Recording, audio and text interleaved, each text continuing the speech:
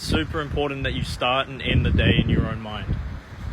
The first part of the day and the end of the day, before you go to sleep and after you wake up, that is when your subconscious is the most susceptible to information, right?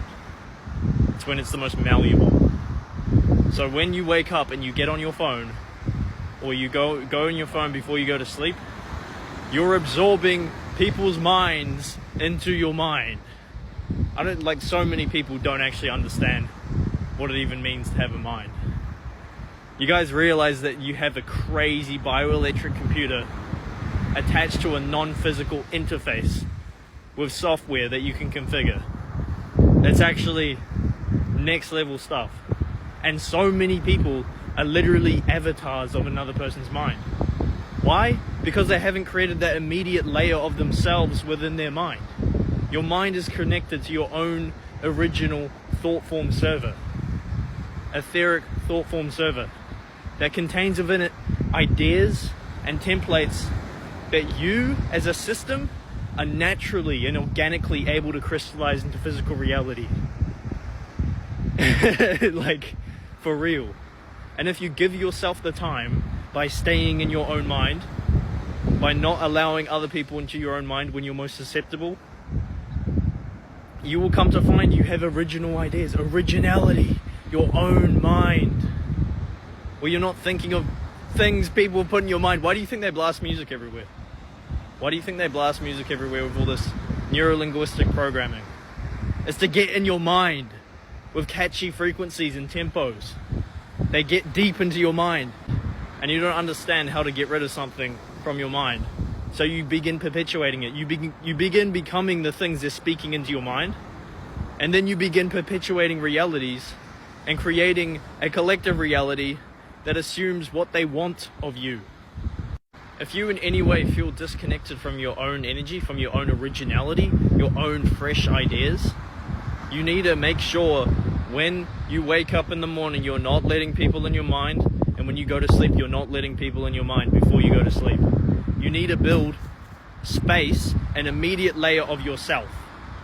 From there, you can interact with the external world and other people's minds, right? Because you have the fortification in place in your mind, where you're not taking in other people's ideas and thoughts. You literally become an avatar of other people's thought form servers.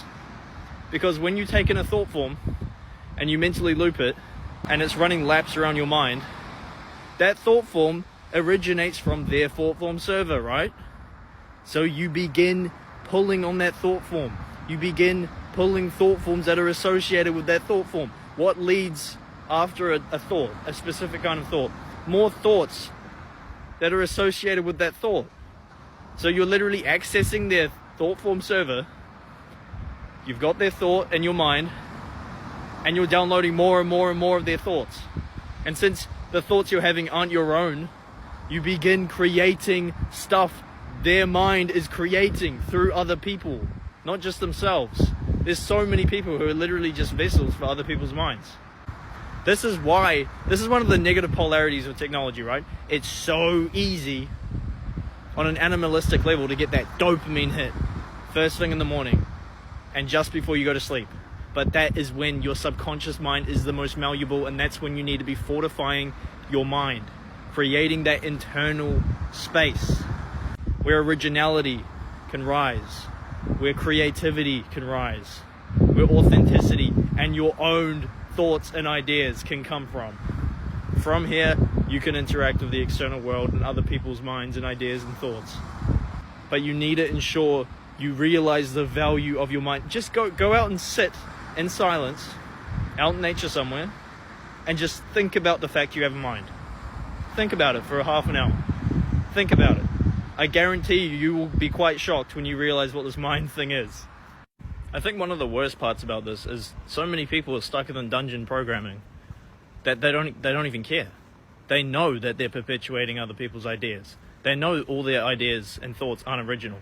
They don't even care. They do it anyway. It's because they're being disconnected from their own originality and mind for so long, they don't have any other option. They don't know any other option. They don't know anything else. So they don't even care. And the people who are actually in their own minds can see this. They can see We can see when someone's operating outside of their mind, when they're not having original ideas or thoughts. You can tell, you can feel it. It's like how you can see when someone's literally becoming AI. They're being absorbed into the AI algorithm. They're using AI so much, they're using it as a substitute for their higher self. AI's great in certain ways, right?